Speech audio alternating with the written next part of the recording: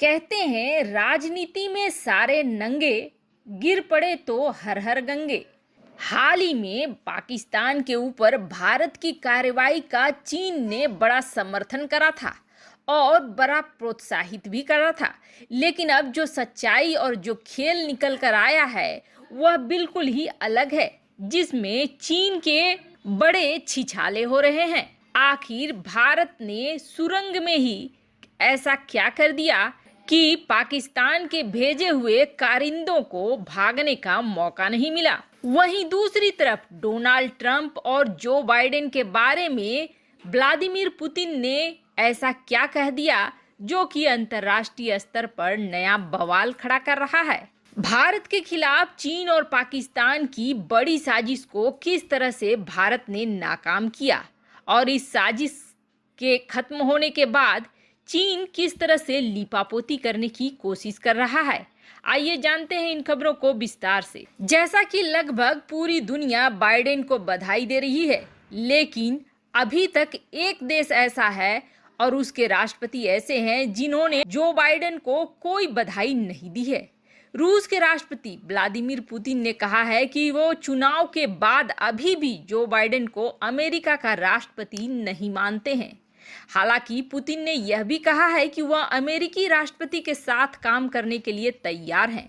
Putin ने रूस के सरकारी टीवी चैनल पर दिए एक बयान में कहा कि हम हर उस शख्स के साथ काम करने के लिए तैयार हैं जिस पर अमेरिका के लोगों का भरोसा है। व्लादिमीर पुतिन ने कहा कि अमेरिकी लोगों का यह भरोसा उसी उम्मीदवार पर माना जाएगा जिसकी जीत को विपक्षी पार्टी मान्यता देगी या जो कानूनी तरीके से जीत की घोषणा करेगा। पहले सवाल यह उठ रहे थे कि पुतिन ने अभी तक बाइडेन को बधाई क्यों नहीं दी है। अब खुद पुतिन ने भी यह साफ कर दिया है कि वह बाइडेन को जीत की बधाई क्यों नहीं दे रहे हैं। अमेरिकी खुफिया एजेंसी का आरोप है कि रूस ने साल 2016 के चुनाव में ट्रंप की जीत में मदद की थी। इस आरोप के बाद अब रूस को यह चिंता सता रही है कि बाइडेन के राष्ट्रपति बनने पर उस पर और ज्यादा प्रतिबंध लग सकता है और मानवाधिकार के मुद्दों पर विवाद और बढ़ सकता है। पुतिन ने कहा है कि रूस का बाइडेन को बधाई देना केवल एक औपचारिकता है, इसका कोई गलत इरादा नहीं है। पुतिन से जब यह पूछा गया कि बधाई नहीं देने से अमेरिका और रूस के बीच संबंध खराब हो सकते हैं, तो इस पर पुतिन ने कहा कि अब खराब होने के लिए बचा क्या है, यह संबंध तो पहले से ही रसातल में है। वैसे आपको बता दें, बाइडेन रूस को अमेरिका की सुरक्षा के लिए सबसे बड़ा खतरा बता चुके हैं। यही नहीं, जो बाइडेन ने डोनाल्ड ट्रंप पर यह भी आरोप लगाया था कि वह रूस का सामना नहीं कर पा रहे हैं। उन्होंने यह भी कहा था कि ट्रंप रूस के पपी हैं। बाइडेन ने कहा था कि मैंने पुतिन का सीधा सामना किया है और साफ किया है कि हमें कुछ बर्दाश्त नहीं करेंगे। वह ट्रंप पुतिन के पपी हैं। वहीं इस पर रूस ने भी कड़ी प्रतिक्रिया दी थी और कहा था कि इस तरह से सिर्फ रूस के प्रति नफरत फैलाने का काम किया जा रहा है। वहीं दूसरी तरफ भारत और चीन के बीच पूर्वी लद्दाख में तनाव का असर अब एलओसी पर भी दिख रहा है। चीन नहीं चाहता है कि भयंकर ठंड में उसके सैनिक एलएसी पर भारतीय जवानों के मुकाबले में खड़े रहें। ऐसे में उसने साजिश का सहारा लेना शुरू कर दिया है। सुरक्षा एजेंसी के जो इनपुट्स आ रहे हैं वो इसी ओर इशारा कर रहे हैं।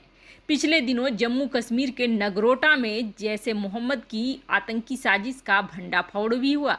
इसके पीछे चीन और पाकिस्तान दोनों की एक साथ की रणनीति होने की बात भी सामने आई। कहा यह जा रहा है कि चीन का गणित ये हो सकता है कि इस हमले की वजह से भारत पर लद्दाख में पीछे हटने के लिए उसकी शर्तों को मानने का दबाव बढ़ेगा। जो आतंकी ऊपर पहुंचाए गए हैं उनके हैंडलर्स के टेक्स्ट मैसेज देखने से यह साफ दिख रहा है कि इस पूरी साजिश में इस्लामाबाद से बैकअप मिला है। हालांकि शीर्ष सूत्रों का यह भी दावा है कि चीन ने उसका साथ दिया है। पाकिस्तान और चीन दोनों ही जम्मू कश्मीर का विशेष दर्जा वापस लेने के कदम का विरोध किया था। पाकिस्तानी सेना और उसकी खुफिया एजेंसी पिछले साल 5 अगस्त को हुए इस फैसले के बाद से ही घाटी में कुछ बड़ा करने की साजिश रच रहे थे। चीन इस साजिश का हिस्सा अपने फायदे के लिए बना है।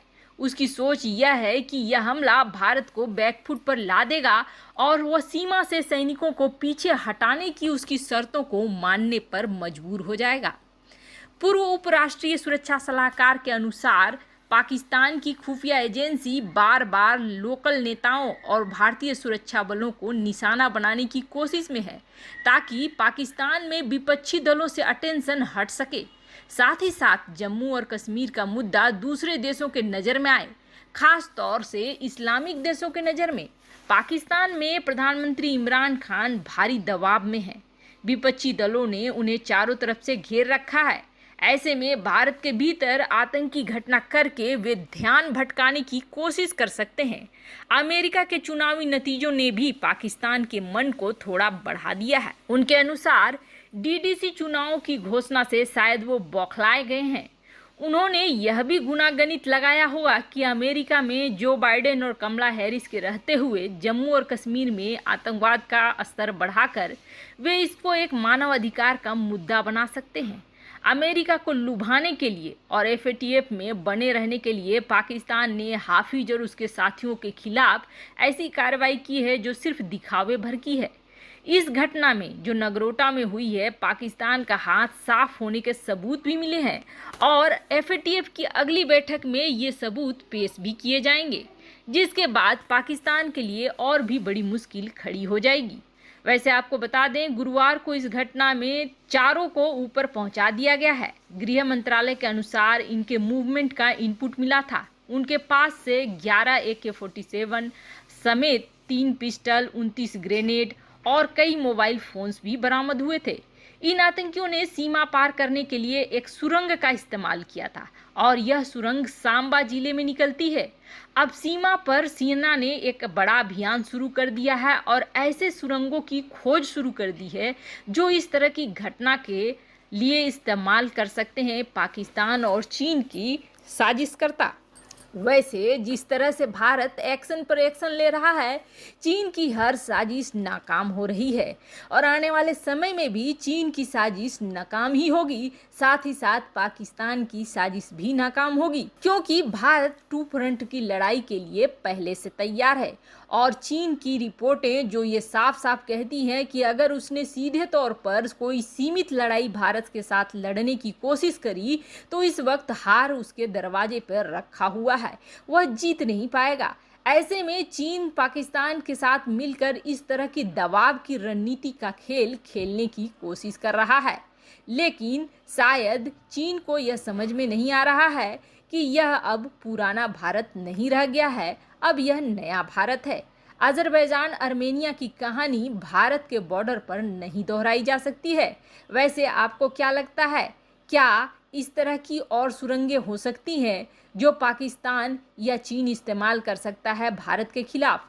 कमेंट कर अपनी राय जरूर बताएं। जल्द मिलते हैं अगले वीडियो में नई खबर के साथ।